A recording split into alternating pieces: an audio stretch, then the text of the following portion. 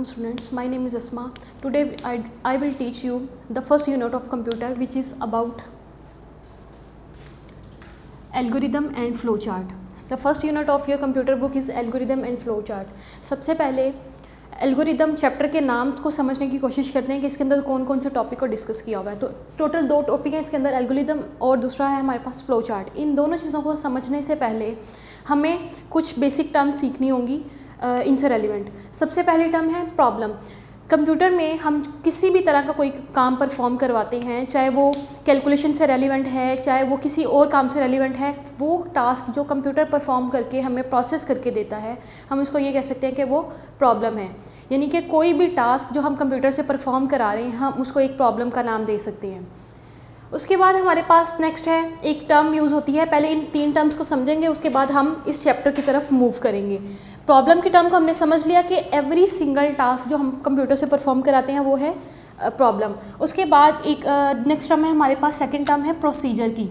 Procedure देखिए, computer से चाहे कोई काम परफॉर्म कराना हो या डेली लाइफ से रेलिवेंट कोई भी काम हो, हर काम को सॉल्व करने के लिए हमें एक प्रोसीजर फॉलो करना पड़ता है, एक तरीकाकार फॉलो करना पड़ता है, तब जाके हम उसके रिजल्ट पे पहुंचते हैं। कभी भी कोई काम ऐसा नहीं होता कि हम डायरेक्ट उसके जो कहते हैं उसको आउटपुट पे हम जंप कर सकें। हमें उसके लिए एक प्रोसीजर फॉलो करना पड़ता है, हमें उसके लिए डिसाइड करना पड़ता है कि आया जो हमने इसका सोचा हुआ है, इसका रिज़ल्ट सोचा हुआ है या इसकी आउटपुट सोची हुई है, वो एप्लीकेबल है या नहीं है, क्या ये हमें सही रिज़ल्ट देगी या नहीं देगी। तो हमें उसके लिए एक प्रोसीजर फॉलो करना पड़ता है। अब हम इस प्रोसीजर को ये कह सकते हैं कि हर सिंगल टास्क को परफॉर्म करने के लिए एक प्रोसीजर फॉलो करना पड़ता है, और वो प्रोसीजर असल में होता क्या है, वो हम ये कह सकते हैं कि प्लान्ड स्टेप्स होते हैं कि पहला स्टेप ये होगा, उसके बाद नेक्स्ट स्टेप ये होगा। हम उसको ब्रोक डाउन कर लेते हैं into number of in a set of steps या फिर इनटू नंबर ऑफ स्टेप्स।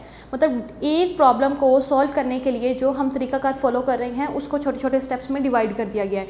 जैसे फॉर एग्जांपल अगर कंप्यूटर से परफॉर्म करवाना है 2 + 2 कितना होता है, तो कंप्यूटर हमें जो भी रिजल्ट देगा उससे पहले हमें उसको प्रॉपर इनपुट देनी पड़ेगी। जैसे हम पहले उसको एक स्टेप में उसको 2 देंगे, उसके नेक्स्ट स्टेप में उसको बताएंगे कि इसके ऊपर ऑपरेशन कौन सा लगेगा, प्लस का या माइनस का, जो भी आपने करवाना है। एडिशन करवा रहे हैं तो आप उसको प्लस का ऑपरेशन देंगे, ये आपका सेकेंड स्टेप होगा। उसके बाद आप फिर एक दूसरा नंबर देंगे 2, तो वो मतलब उसको प्रॉपर इनपुट दी एक प्रोसीजर के थ्रू, उसके बाद वो उसको कैलकुलेट करके हमें रिजल्ट प्रोवाइड करेगा। तो प्रोसीजर में हम प्रॉपर डेफिनेशन इसकी ये देखेंगे कि हर एवरी सिंगल टास्क को हम सॉल्व करने के लिए क्या करते हैं, उनको छोटे छोटे स्टेप्स में ब्रेक डाउन कर लेते हैं, उसको हम बोलते हैं प्रोसीजर। अब इन दोनों डेफिनेशंस को क्लियर करने के बाद हमारे पास जो थर्ड टर्म आती है वो है कंप्यूटर प्रोग्राम। हम ये कह सकते हैं कि हम कंप्यूटर को कोई भी जो इंस्ट्रक्शन दे रहे होते हैं, कोई सिंगल इंस्ट्रक्शन या सेट ऑफ इंस्ट्रक्शन, वो मिलके क्या बनाती हैं, वो एक प्रोग्राम बनाती हैं। एक्चुअली हम ये कह सकते हैं कि हम कंप्यूटर को जो इंस्ट्रक्शन दे रहे हैं वो प्रोग्राम की फॉर्म में है, वो प्रोग्राम ही एक्चुअली। यहाँ पे इसकी डेफिनेशन ये लिखी हुई है, सेट ऑफ इंस्ट्रक्शन। मैंने कहा था या सिंगल इंस्ट्रक्शन हो या फिर सेट ऑफ इंस्ट्रक्शन, उसको हम कह सकते हैं कि वो कंप्यूटर प्रोग्राम है। Set of instruction which we give to the computer in a step by step manner. कोई वैसा सेट ऑफ इंस्ट्रक्शन जो हम कंप्यूटर को स्टेप बाय स्टेप मैनर में देते हैं। जैसे अभी मैंने एग्जांपल दी, 2 + 2 हमने सिस्टम को देना है तो उसको प्रॉपर स्टेप के थ्रू देंगे। पहले उसको पहले इनपुट देंगे, जैसे 2 + 5 की एग्जांपल ले लें, 2 और 5 को प्लस करवाना है तो सबसे पहले हमें उसको पहले इनपुट देनी पड़ेगी, फिर उसके बाद उसको ऑपरेशन बताना पड़ेगा, ऑपरेशन बताने के बाद हमें उसका नेक्स्ट नंबर बताना पड़ेगा, फिर हमें वो रिजल्ट निकाल के देगा। मतलब हमने प्रॉपर सेट ऑफ स्टेप दिया, लेकिन प्रॉपर मैनर में दिया। उसके बाद क्या करवाने के लिए, to perform a specific task. अब इस पूरी डेफिनेशन को दोबारा पढ़ते हैं स्टार्ट से। Computer program is a set of instruction, एक ऐसा set of instruction which we give to the computer in step by step manner, जो हम कंप्यूटर को स्टेप बाय स्टेप मैनर में देते हैं। क्या करवाने के लिए, to perform a specific task, एक स्पेसिफिक टास्क को परफॉर्म करवाने के लिए हम कंप्यूटर को जो सेट ऑफ इंस्ट्रक्शन देते हैं प्रॉपर मैनर में, उसको क्या बोलते हैं, उसको कंप्यूटर प्रोग्राम बोलते हैं। अब जब ये तीनों टर्म्स क्लियर हो जाएंगी, अब एल्गोरिदम और फ्लो चार्ट की डेफिनेशन को समझना ज़्यादा आसान हो जाएगा। अब हम चलते हैं एल्गोरिदम की तरफ, क्योंकि हमने ये बेसिक 3 टर्म्स इसके बारे में सीख लिया है। अब हम देखते हैं एल्गोरिदम की डेफिनेशन क्या है। एल्गोरिदम की डेफिनेशन यहाँ पे लिखी हुई है, a step by step procedure, एक ऐसा प्रोसीजर जो स्टेप बाय स्टेप हो, that allows a computer to solve a problem, जो कंप्यूटर को अलाउ करता है कि वो एक प्रॉब्लम को सॉल्व कर सके। एक्चुअली ये है क्या, set of step by step procedure, यानी सेट ऑफ इंस्ट्रक्शन या फिर स्टेप बाय स्टेप प्रोसीजर जो आपके कंप्यूटर को अलाउ करता है किसी प्रॉब्लम को सॉल्व करने के लिए। तो ये हो गया एल्गोरिदम की डेफिनेशन। अब आपकी बुक में काफ़ी सारी एग्जांपल डिस्कस की हुई हैं कि जैसे कि आपने एक पेन बाई करना है तो उसके लिए एक एल्गोरिदम बनाएं, आपने एक एग फ्राई करना है उसके लिए एल्गोरिदम बनाएं। 2 एग्जांपल्स और दी गई हैं, to add two numbers, to print greater number. तो ये हम सारी डिस्कस करेंगे जब हम इसकी रीडिंग करेंगे। एक्चुअली एल्गोरिदम होता क्या है, हम ना जैसे फॉर एग्जांपल एग फ्राई करने की एग्जांपल ले लें या फिर एक पेन को बाई करने की एग्जांपल सबसे पहले लेते हैं। इसमें क्या होता है कि आपने हर इंस्ट्रक्शन को नंबर देना होता है कि ये इंस्ट्रक्शन नंबर 1 है, ये इंस्ट्रक्शन नंबर 2 है, ये इंस्ट्रक्शन नंबर 3 है, और स्टार्ट और स्टॉप लिखना होता है। सबसे पहले स्टार्ट प्रॉब्लम को, यानी किसी भी प्रॉब्लम का एल्गोरिदम लिखना हो तो आप क्या करते हो, स्टार्ट में उसका पहला स्टेप लिखते हो स्टार्ट, और सबसे उसका लास्ट वाला स्टेप लिखते हो स्टॉप, और सेंटर में जितना भी इसका प्रोसीजर होता है वो सारा आप मेंशन करते हो with numbering. Proper appropriate number देने होते हैं, नंबर आप आगे पीछे करके नहीं लिख सकते। जैसा कि एग को फ्राई करने की एग्जांपल ले लें या पेन बाई करने की एग्जांपल ले लें, तो उसमें क्या होगा कि एग फ्राई तब तक होकर नहीं आएगा जब तक हम उसको प्रॉपर प्रोसीजर नहीं देंगे, यानी उसका स्टार्टिंग नहीं बताएंगे, उसके बाद एग को ब्रेक डाउन करके उसके ऊपर पैन के ऊपर नहीं रखेंगे। तो ये सारे स्टेप्स आपको फॉलो करने के बाद ही आपको आउटपुट मिलेगी। तो इसका मतलब ये हुआ कि नंबरिंग बहुत ज़रूरी है, और दूसरी बात नंबर एक सीक्वेंस में बहुत ज़रूरी है। तो ये 4 एग्जांपल्स जो आपके सामने हैं वो हम अभी रीडिंग में डिस्कस करेंगे। अभी सिर्फ हम इसके रूल्स देखते हैं, एल्गोरिदम को राइट करने के रूल्स क्या होते हैं। अभी मैंने बताया था कि जितनी भी इंस्ट्रक्शन होती है ना एक एल्गोरिदम में, वो आपने एक सेपरेट लाइन में लिखी होती है। कभी ऐसा नहीं होता कि आप एक इंस्ट्रक्शन के साथ दूसरी इंस्ट्रक्शन भी एक साथ लिख दो। आपने हमेशा एक सिंगल इंस्ट्रक्शन एक लाइन पे लिखनी होती है, नेक्स्ट इंस्ट्रक्शन आपने दूसरी लाइन पे लिखनी होती है। उसके बाद दूसरा इसका रूल है, every instruction should be numbered. Her instruction आपकी नंबर्ड होनी चाहिए, मतलब आपने नंबरिंग देना बहुत ज़रूरी है। उसके बाद तीसरा स्टेप है लिखा हुआ है करेक्ट सीक्वेंस। जैसे कि मैंने एग्जांपल दी थी एग फ्राई करने की, तब तक एग फ्राई नहीं होगा जब तक आप उसको प्रॉपर इनपुट नहीं दे लोगे, सारे स्टेप्स को फॉलो नहीं कर लोगे। तो उसके लिए करेक्ट सीक्वेंस बहुत ज़रूरी है। ये 3 रूल्स फॉलो करने के बाद आप प्रॉपर एक एल्गोरिदम लिख, और एल्गोरिदम हमेशा सिंपल इंग्लिश लैंग्वेज में लिखा जाता है। उसके बाद ये बातें आपको मज़ीद क्लियर हो जाएंगी जब हम रीडिंग में ये चारों एग्जांपल्स पढ़ेंगे। उसके बाद एल्गोरिदम को समझने के बाद हम आते हैं एक नेक्स्ट टॉपिक जो आपके चैप्टर का था, वो है फ्लो चार्ट। फ्लो चार्ट असल में क्या होता है, किसी भी प्रॉब्लम को सॉल्व करना हो कंप्यूटर में, लेकिन उस कंप्यूटर में प्रॉब्लम को सॉल्व करने से पहले, जैसे हर प्रॉब्लम का एक पेपर वर्क होता है, आप एक पेपर वर्क करते हो, यानी पिक्चर्स की फॉर्म में अपने डाटा को रिप्रेजेंट करने की कोशिश करते हो, क्योंकि हमें पता है कि एक पिक्चर से डाटा ज़्यादा क्लियर हो जाता है। हम क्या करते हैं कि अपनी प्रॉब्लम जिसको हमने सॉल्व करना है उसको पहले डिफरेंट सिंबल्स को यूज़ करते हुए हम क्या करते हैं, एक पिक्चर की फॉर्म में रिप्रेजेंट करने की कोशिश करते हैं। और वो प्रोसीजर जिसमें आप अपनी प्रॉब्लम को किसी पिक्चर्स की फॉर्म में या ग्राफिकल फॉर्म में रिप्रेजेंट कर रहे हो बाय यूजिंग डिफरेंट सिंबल्स। तो आप यानी स्पेसिफिक सिंबल जो ऑलरेडी आपके पास अलॉट कर दिया गया कि इस प्रोसेस के लिए ये वाला सिंबल यूज़ होगा, उन सिंबल्स को यूज़ करते हुए आप जो भी अपनी प्रॉब्लम को सॉल्व कराने की कोशिश कर रहे हो उसको, उस प्रोसीजर को कहते हैं फ्लो चार्ट। अब आपको सिंपल टर्म में बताया जाए तो फ्लो चार्ट असल में किसी भी प्रॉब्लम की पिक्टोरियल रिप्रेजेंटेशन होती है या फिर ग्राफिकल रिप्रेजेंटेशन होती है, लेकिन वो सिंबल्स ऑलरेडी डिफाइंड होते हैं, वो ऑलरेडी डिफाइंड सिंबल ही यूज़ करने पड़ते हैं, आपने अपने से खुद से सिंबल यूज़ नहीं करने। एक बात और क्लियर करती जाऊँ कि प्रॉब्लम चाहे वो कंप्यूटर से रेलिवेंट हो, चाहे वो डेली लाइफ से रेलिवेंट हो, चाहे वो किसी सब्जेक्ट से भी रेलिवेंट हो, उसके बेसिक जो एलिमेंट्स होते हैं वो सेम होते हैं। जैसा कि प्रॉब्लम स्टार्ट कहाँ से हुआ, प्रॉब्लम का एंड कहाँ है, प्रॉब्लम में इनपुट क्या क्या आ रही हैं, प्रॉब्लम का रिजल्ट क्या निकलेगा, यानी जिसको रिजल्ट यानी आउटपुट जिसको हम बोलते हैं वो क्या होगा, उसके दरमियान में प्रोसेसिंग क्या होगी, और प्रोसेसिंग करने के बाद हमने डिसाइड करना है कि क्या ये जो प्रॉब्लम का सोल्यूशन निकल रहा है वो हमारे लिए सूटेबल है या नहीं सूटेबल, डिसाइड करना पड़ता है। उसके बाद आपने उसको प्रॉब्लम को स्टॉप कर देना होता है। मतलब बेसिक एलिमेंट्स उसके कितने हैं, प्रॉब्लम स्टार्ट कहाँ से हुआ, प्रॉब्लम की इनपुट क्या है, प्रॉब्लम में प्रोसेसिंग क्या होगी, यानी प्रॉब्लम का सोल्यूशन फाइंड आउट करने की कोशिश कर रहे हैं। जब सोल्यूशन फाइंड आउट करने की कोशिश कर रहे हैं तो उसके बाद डिसाइड करना पड़ता है कि ये सोल्यूशन ठीक रहेगा या नहीं रहेगा। डिसीजन के बाद फिर हमारे पास आउटपुट आती है और आउटपुट के बाद हमारा प्रॉब्लम स्टॉप हो जाता है। कहने का मतलब ये है कि ज़रूरी नहीं है कि सिर्फ कंप्यूटर से रेलिवेंट ही प्रॉब्लम में ये एलिमेंट्स होते हैं, चाहे कोई भी किसी भी तरह का कोई प्रॉब्लम है, डेली लाइफ से रेलिवेंट है या किसी सब्जेक्ट से रेलिवेंट है, उसमें ये बेसिक एलिमेंट्स ये सेम होंगे।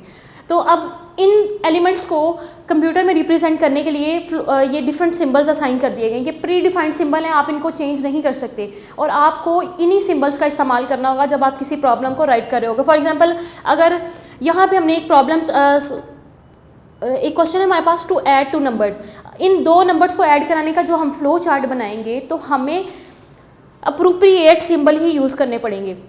सबसे पहले अब डिस्कस करते हैं इन सारे सिंबल्स को। सबसे पहले हमारे पास एक सिंबल है ओवल सिंबल।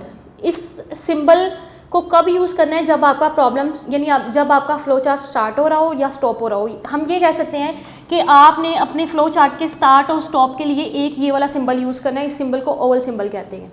उसके बाद हमारे पास नेक्स्ट सिंबल है, इसको बोलते हैं पैरेललोग्राम सिंबल। इनपुट और आउटपुट के लिए हमेशा यही सिंबल यूज़ होगा, पैरेललोग्राम सिंबल ही यूज़ होगा। मतलब आप जो भी इनपुट लोगे वो इसी सिंबल के अंदर रखोगे और जो भी हमारा रिजल्ट निकलेगा वो भी इसी सिंबल के अंदर आप रखवाओगे। उसके बाद जब भी प्रोसेसिंग हो रही हो, और प्रोसेसिंग के लिए हम कौन सा सिंबल यूज़ करते हैं, रेक्टेंगल सिंबल यूज़ करते हैं। उसके बाद है नेक्स्ट हमारे पास डिसीजन। अगर हमने अपनी प्रॉब्लम में डिसाइड करना हो कि ये येस है या नो है, डिसीजन हमेशा 2 फॉर्म्स में होता है। हम डिसीजन का वर्ड तभी यूज़ करते हैं हाँ या ना की फॉर्म में।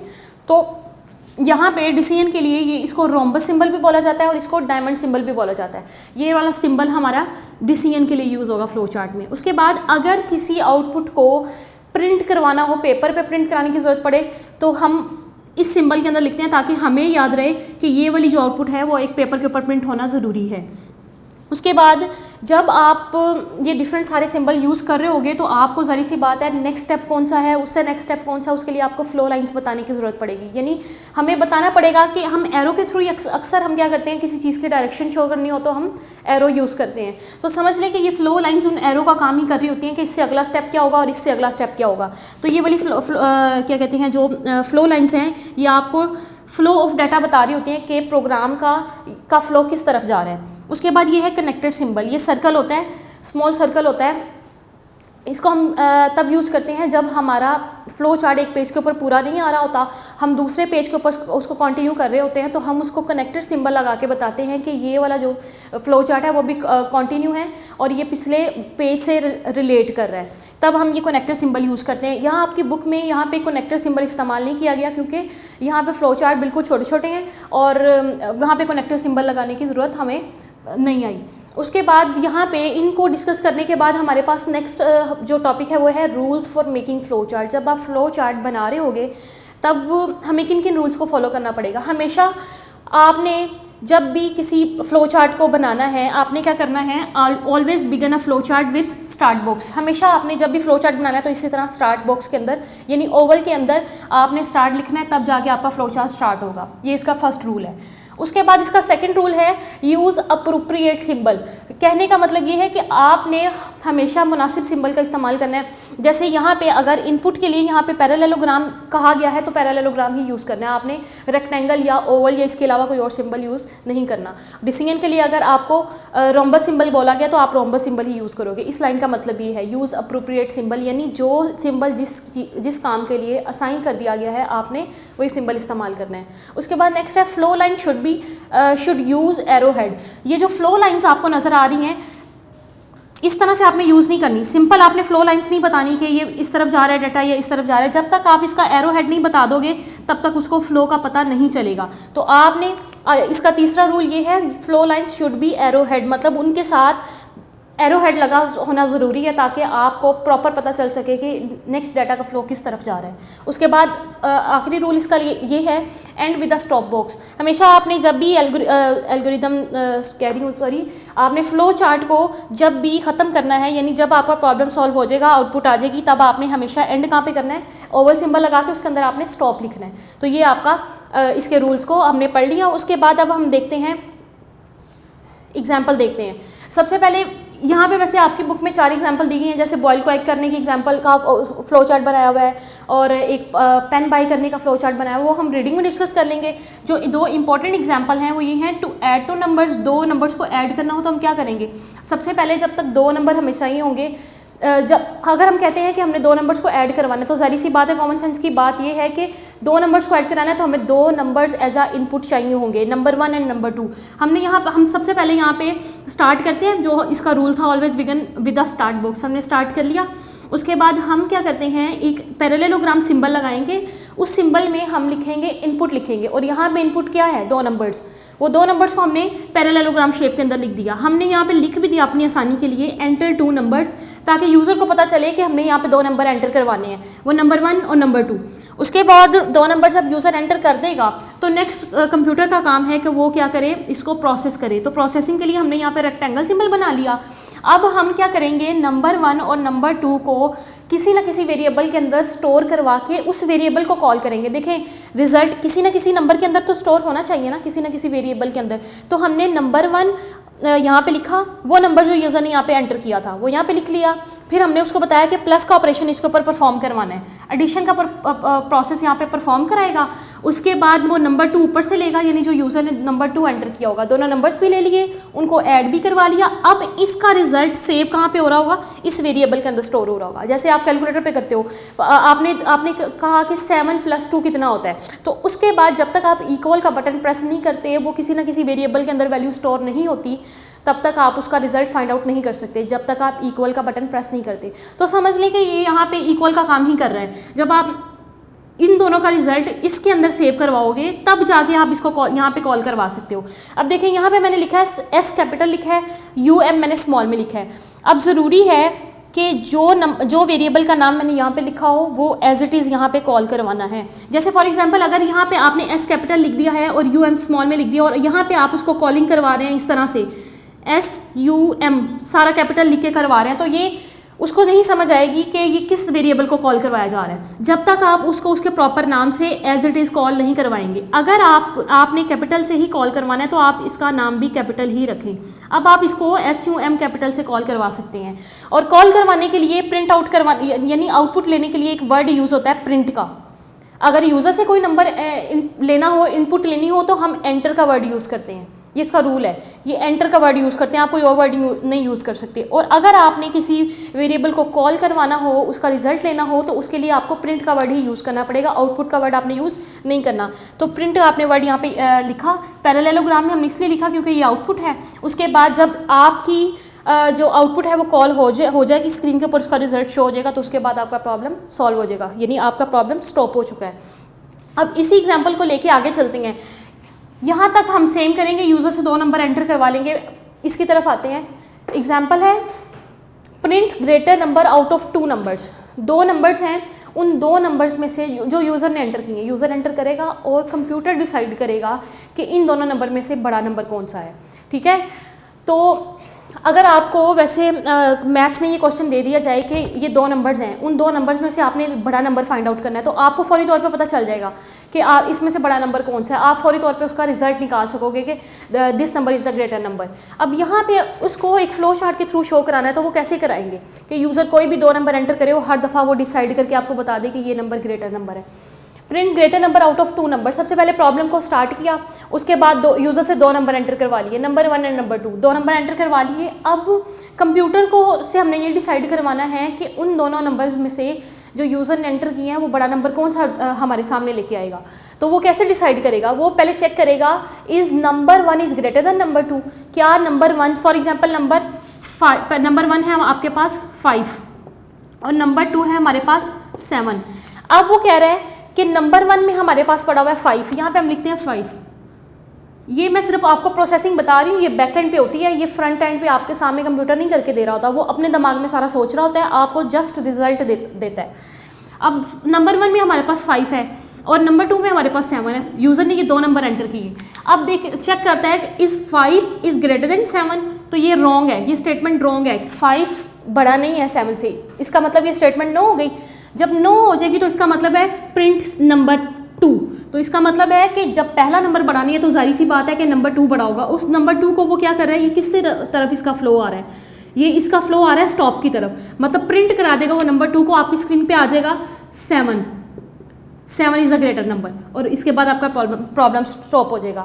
अगर ये केस यहाँ पे, अभी तो हमने नो वाला केस देखा है, अगर ये केस यहाँ पे यस हो जाए, फॉर एग्जाम्पल यहाँ पे नंबर 1 हमारे पास ग्रेटर आ जाए, 7 आ जाए, और नंबर 2 यूज़र एंटर करे 5।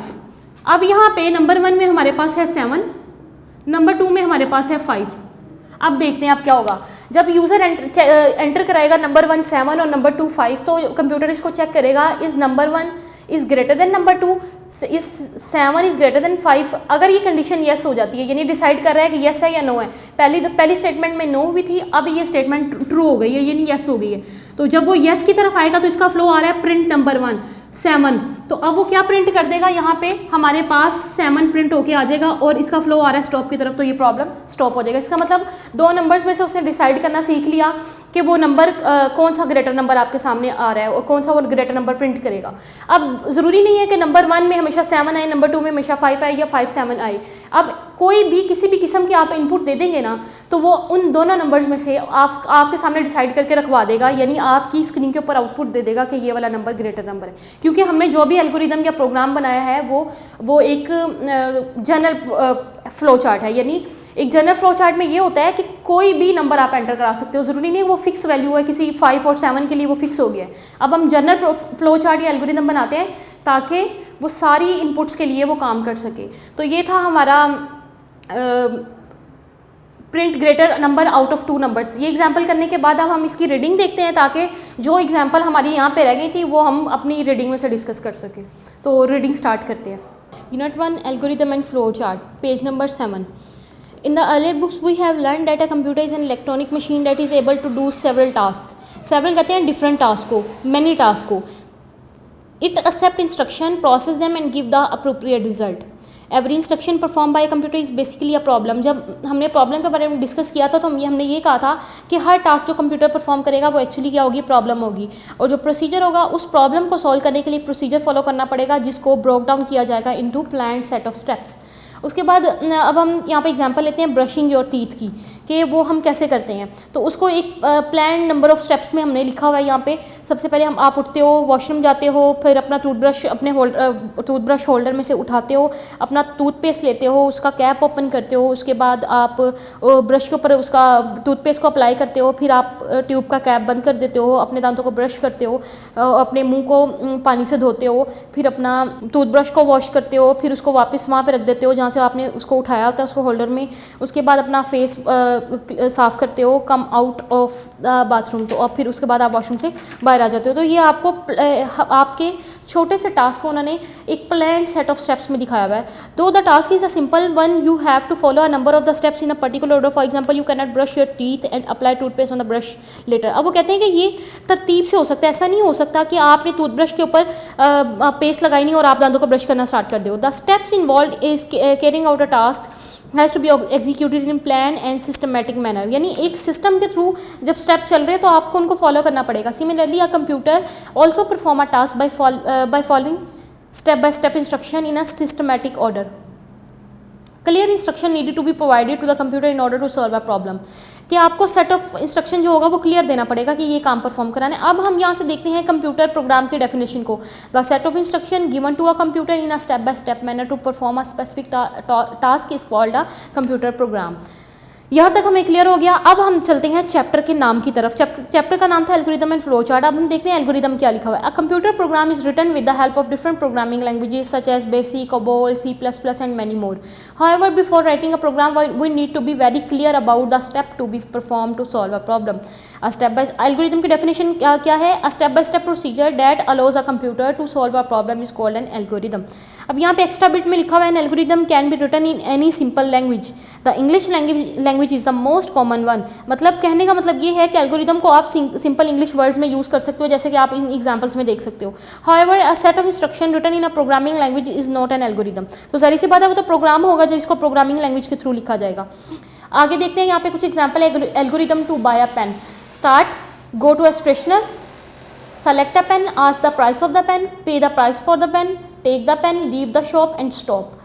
उसके बाद है एग फ्राई करने का जो एल्गोरिदम है। सबसे पहले आपने स्टार्ट करना है, break an egg in small bowl, be careful not to break the yolk, heat oil in frying pan, slowly pour the egg in the pan, fry the egg, serve it in a plate and then stop.